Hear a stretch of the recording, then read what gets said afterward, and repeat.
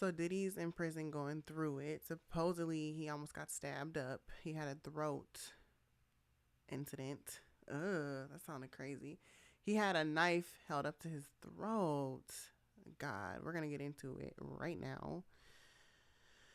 For Diddy, oh my goodness, this just happened. This is TMZ. They're talking about what happened reportedly. Um, yeah, let's just hop into it. He obviously just starting out his time, well, not just starting out, but starting out his official sentence since being sentenced not too long ago. And I think suffice to say it's not going well so far.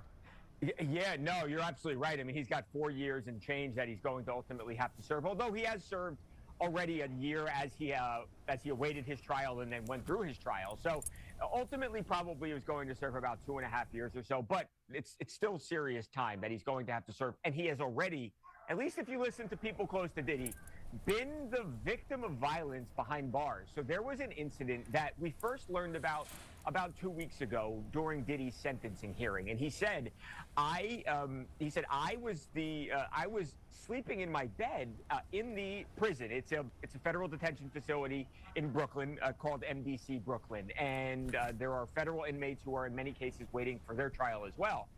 And Diddy claimed that somebody held a knife to his throat. He woke up and this guy basically had him, and he had the knife, and Diddy was at this person's mercy. Now, it's unclear what exactly happened from there. Was there a guard that came in? Did Diddy somehow fight this person off? Well, it seems unlikely that happened. Or did the person just leave? Bottom line, this guy, at least according to people close to Diddy and Diddy himself, could have hurt him badly or even taken his life. And I think that was something they wanted known during the hearing because they wanted the judge to take some pity on Diddy. It probably didn't help ultimately because he does get the 4+ year sentence. But again, this just is something that is the reality of life for Diddy right now. It's a guy who's worth hundreds of millions of dollars who is now living in a prison cell and will be at least, again, for the next 2.5 years or so. So, Michael, obviously it was kind of like an intimidation tactic, right? It didn't seem like they were actually trying to hurt them. One of Diddy's friends, and that's why the story is kind of has gotten a little bit more attention now today, because one of Diddy's friends has come out and spoken about it as well.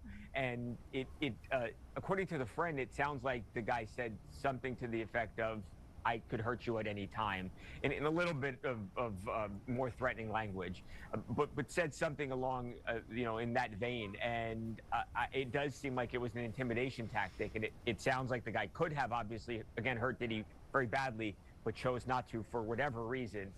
But saying, "I can get to you if I want to." And I mean, you've got to imagine that's an incredibly disconcerting feeling then for Diddy to not feel safe behind bars where he's got nobody there, he's by himself, and to know that somebody could get you at any moment has got to be really scary. Michael, how is the prison responding moving forward? Because I think it's fair to say that there's a good chance if Diddy's just out there, in Gin Pop, that he's going to be a target for the next couple of years just because everyone there knows who he is. But what is that balance of, like, you don't want to be in solitary confinement for the next 3 years? So what is that sweet spot?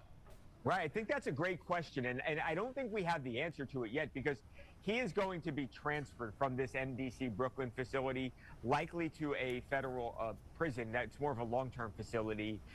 It's likely going to be a place in New Jersey. He wants to be close to his family, and there is a place there that fits a lot of the things that he's looking for. He has asked for a drug and alcohol treatment program, so he wants to go to a prison that has a program that he can take and hopefully better himself so he doesn't have issues when he does finally get out. So he is looking for a place like that. So he will go somewhere else. But I think that's a great point. You don't want to just sit in solitary confinement for 3 years and not have any contact with anybody. That in itself is horrible. So how do you have the right level of interaction with other inmates to where he's safe, but he's not at risk? And I think that's going to be a hard balance to strike because he is so famous. Obviously, he's not the first famous inmate. Matter of fact, he's not the only famous inmate in that place where he is right now. Luigi Mangione is in that facility with Diddy as we sit here and talk now. So they've got experience with high-profile inmates, but I think it's a hard balance to strike is probably the answer.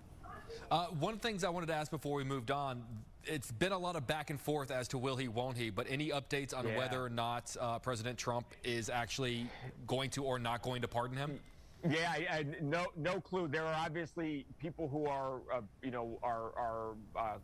familiar with at least Diddy's thinking here and conversations that they say have taken place, and they feel like there is a real opportunity, a real chance that Donald Trump could pardon or commute Diddy's sentence. And obviously, with a swipe of the pen like that, Diddy could walk out then, and I suppose that would clear up a lot of his problems. But obviously, up until now, the White House has said no, that's not true. The president is not going to take any action on Diddy.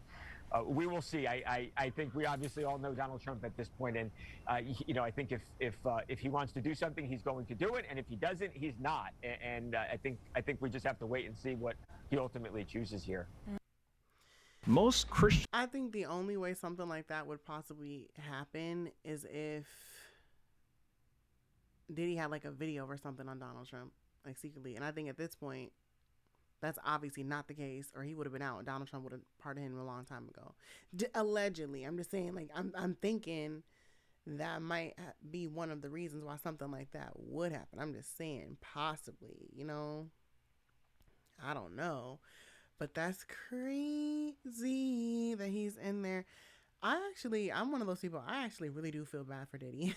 I know he did a whole lot, and we've seen with our own eyes what he is capable of. To an extent. We've only seen a little bit, just off of like little videos, tapes, and stuff like that.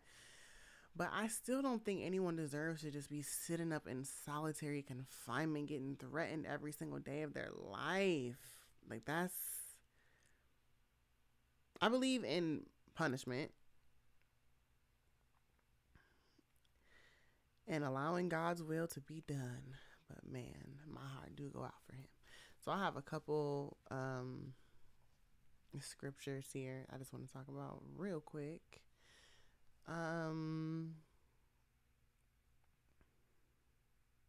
Okay, so this is Romans 12.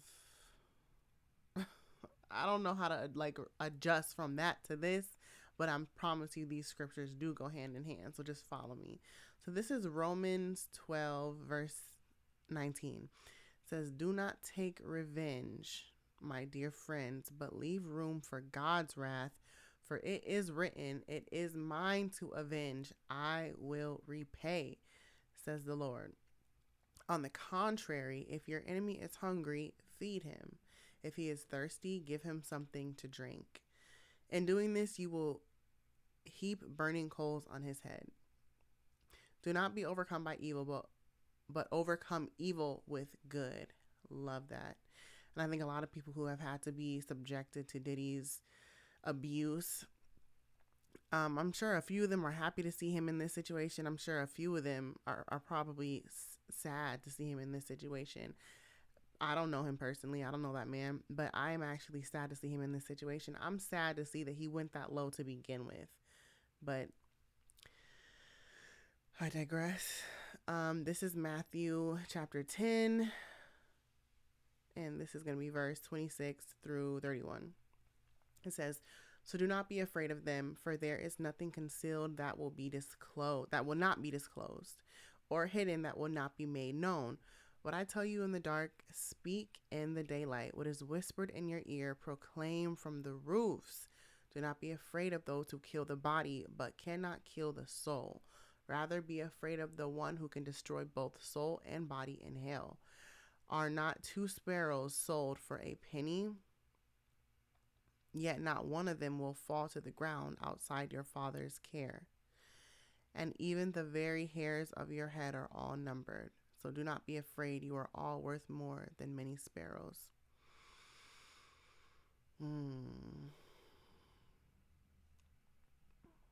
Wow. So don't be afraid of those who kill the body but cannot kill the soul. Rather be afraid of the one who can destroy both soul and body in hell. You guys, subscribe to my channel, like this video, comment.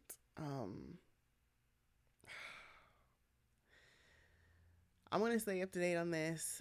He is getting transferred to a prison that's, going to cater to him a little bit better. I think that's fair. I know he's done a whole lot, and I'm not saying that he should be given, you know, a slap on the wrist, but God wants to save Diddy too, believe it or not. Like, he's still capable of being saved. He's still capable of turning his life around. And so he's obviously getting into drug programs, alcohol programs to help him so when he comes out, he can do better. Hopefully it's not all a stunt just to appease the masses. Hopefully he's actually doing some real work behind bars. And I pray that he has an encounter with Jesus Christ. I do. So I will see you guys in another episode, another video like this one. It really does help. It really does help. I'm trying to grow my channel. I'm going to be posting consistently videos just like this. So if you're interested in scriptures, Bible verses, understanding the Bible, Bible study for women, just Bible study in general, having a faith-based lens in our cultural times, subscribe. You guys are going to love it.